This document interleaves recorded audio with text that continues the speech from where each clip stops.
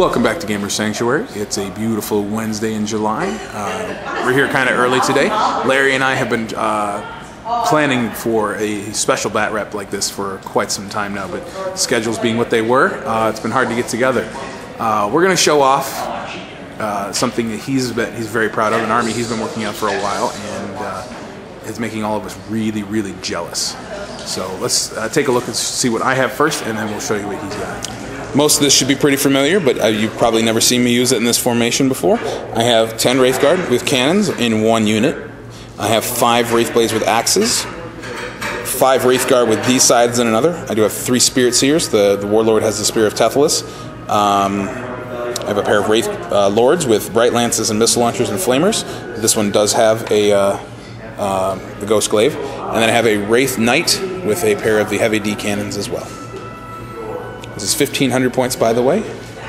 And I am actually going to be running the Ghost Warrior formation, so anything behind the wall of Wraith Guard is going to get a 4+ cover save for shooting through the unit instead of just a 5. So that should help me quite a bit when you see what Larry's got in store for me. Alright, here we are, Larry's baby, his pride and joy. This is his Mechanicum army he's been building over the last year or so. It's awesome. It's gotten every single one of us wanting to play giant robots, which is in fact the theme that kind of inspired us for today. We're going to have a space robot battle. So I'm going to have him tell you what it does, because I still have no clue what most of the stuff from the Horus Heresy books do. So take it away, Larry. Okay, well, first off we have 7 Thalax. They're a troop choice. They're jetpack infantry, 3 wounds, toughness 5, 4+ save. I've got a multi-melta and a photon thruster. A photon thruster is a little bit longer range weapon.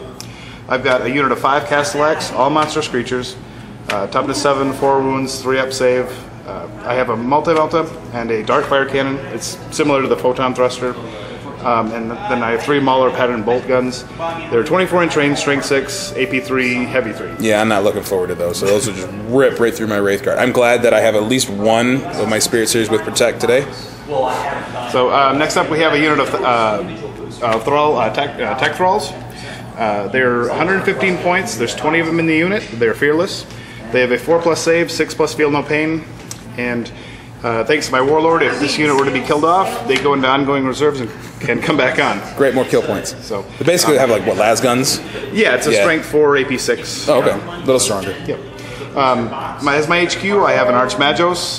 He's a Lacomandrite. That's his specialty. One of your basic Magoses. He's toughness 6, 3 wounds, 2+, 3+ invuln. And then behind the Magos, I have 3 of the Myrmidon Destructors. They have irradiation engines. It's a nice torrent weapon. Strength 4, AP 3. Yeah, there's an awful lot of AP 3 in this list, and I'm kind of nervous about that. It's a pre-heresy army, yep. And pre-heresy armies are designed to kill Marines. Yes, they are. That's very true. But they're also going to do pretty well against my Wraith units, I believe. Alright, so we're going to roll off for deployment. I think we're going to be playing one of the missions, the Maelstrom of War missions with the tactical objective cards. We're not going to roll for it, we're just going to decide which one we're going to do. And then we'll get to deployment and the rest of the game. I had the first deployment, so I deployed all my my Wraith Guard in a line here. That's, again, to give the bonus to the cover save to the units behind it. So I've got the bigger Wraith units behind there, because I know Larry's going to go for those. He put all of his big boys right here in the middle, and everything over here with just the Thralls on that side, as far away from my D cannons as possible, because he's afraid of getting insta-dead. There is night fighting this turn. He failed to seize, so I'm going to go first, and we will see where he goes from there.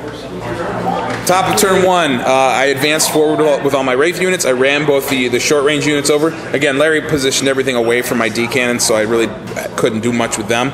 I managed to get Empower on this unit, Enhance on this unit, and Protect on this unit, but I did Perils, so and my Warlord lost Voice of Twilight as a result.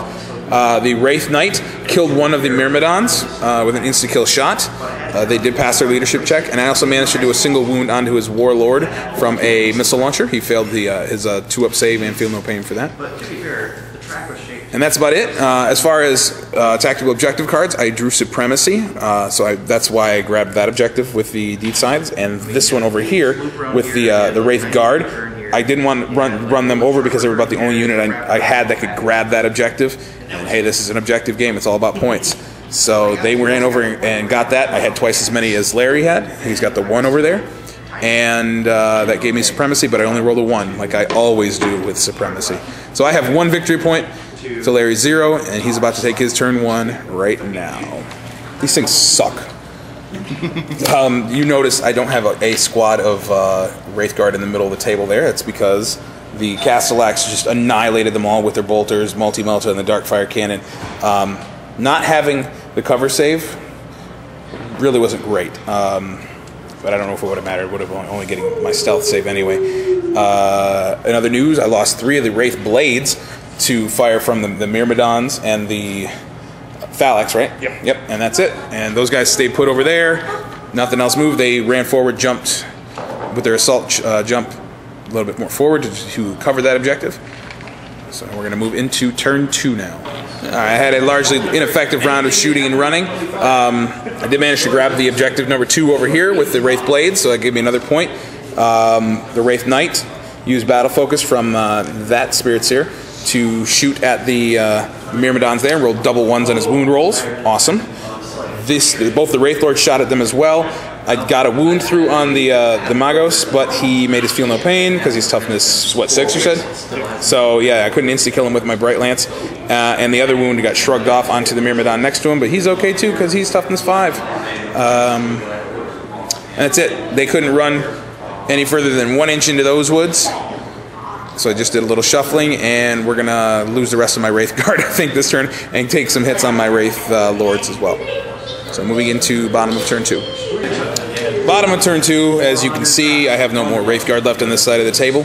This Lord is down to a single wound from all the shots. He's also down to toughness 6 from the 2 rad weapons here. But thanks to that extra wound that the 6th edition book gave Wraith Lords, he's okay. The Knight was untouched, this Wraith Lord's good, and this entire squad ignored. Larry did not manage to score any points, though, this turn, so I'm still up 2-2. I don't know, it's a draw, 2-2. He has first blood and then 1 point from the first turn. Moving into turn 3. Alright, maybe it's the War Machine player in me, but I decided to go big or go home this round. I jumped the Wraith Lord, or Wraith Knight, and moved the Wraith Lords into the towards the Myrmidon squad. All my shooting only did another wound on one of the Myrmidons. I then charged the Wraith Lord in first, so he would take the rad weapon hits from the Overwatch, so that the Wraith Lord could charge in unmolested. Wraith Knight made it. Wraith Lord failed his charge by like that much, not even a half an inch. I needed a 7, I rolled a 6. So if I had been able to get him in there, I would have challenged the Magos and then probably lost him to the Magos' Power Fist, but the Wraith Knight would have slaughtered the 2 Myrmidons. As it stands, they Power Fisted him in return because the Magos made all of his invulnerable saves against my Wraith Knight, and I'm down to 4 wounds worth of Wraith Lords on this half of the table. In other news, I grabbed 2 points from that objective because I've been sitting on Secure Objective 1 cards forever. They finally decided to run their way through the trees to get it. They are protected again, so I have a whole bunch of AP2 Wraith Guard sitting, Armor 2 Wraith Guard sitting right here, ready to take some shots. We're going to move now into the bottom of 3. No more Wraith Lords on this side of the table. Rad Phage dropped him down to toughness 7, and then Mauler Bolt Cannons finished off the last one right here. Lightning Guns actually took care of that one. Failed to saves. Maybe it was the Multi-Melta. Doesn't matter. He's dead.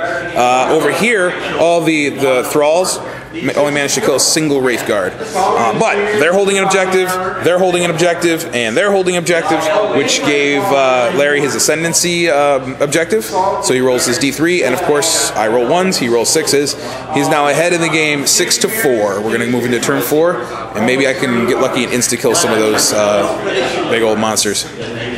My Wraith Guard ran around the building here to shoot at the Castellax. I managed to do 3 wounds to that one in the front. I rolled 5 6s to hit, and none to wound, so no instant dead Castellax. It's kind of making me a sad pony, because they're about to die next turn. Bottom of 4 coming up. Oh, I didn't score a single point, by the way. I discarded, secured that objective, which I was never going to do. I'm never going to do the other 2 either, but hey, we play on. Alright, Larry managed to kill 6 more of my Wraith Guard. Did not get my my Warlord though. But over here, the Thalax managed to grab behind enemy lines, so there's a point here. He's going to get Line Breaker at the end of the game. We got one more turn to play. They did fail their charge. Nothing happened on Overwatch, and the Warlord broke off to grab that objective. So I'm going to see if I can't snipe out a Warlord point. Alright, I tried to get super gutsy here to get a Warlord point. I'm going to show Larry my cards here on camera just to just show him what this turn could have done if I managed to kill his Magos. Point for Warlord would have been great. I just drew Assassinate to give me D3 points for killing his, no, victory point for killing his character. I also had no prisoners, which is going to give me a victory point for destroying an enemy unit of his. And I had overwhelming firepower. If I had managed to shoot him to death, I would have scored 3 victory points, 4 counting Warlord, just for that one model. That would have been really, really good for me. But instead, I did nothing. Invulnerable saves, and then I failed my charge just, again, by an inch. Not even a full inch. It was more like that much of an inch. But it was just enough. And I'm about to eat it. So we're going to move into the bottom of 5 and finish this game off. Alright, the only thing that mattered this turn, Castellax, right? Yeah. They came around the corner, didn't even bother shooting, just assaulted right in and wiped me off the table. Didn't even get a single hit back in return. All it took was a couple of hits to get through my protected armor with their monstrous creature hits. So that's it. All in all, I killed 1 model. That's embarrassing. Put a wound on the HQ, a wound on each of them, and a couple wounds on those guys, and that's it. I ignored them completely. And I think the final total we said was 11-4. Larry got some more points in the last turn for killing both my Warlord and the Kill a Psyker objective. He also got Secure Objective 4 again, and managed to finish the game with Line Breaker over here. So that's it. Battle of the Robots goes to the Imperium. Thanks again for watching. Yeah, Oscar and I are going to maybe get in a game against Muggins. Here's Muggins and Joe playing some, whatchamacallit? World War. Yeah, World War II. Bolt action, thank you. Mike, you saw some of Mike's terrain that he put together from the garage shed again. Yeah, Joe's bugging me to get some more shots of his updated Infinity table. We're going to have to we really got to do some games on this. It's just getting cooler and cooler and cooler. He has one section in the middle where it's up on pillars and the whole thing is risen up about a foot off the table. It's just super cool. Alright, thanks again for watching. Bye!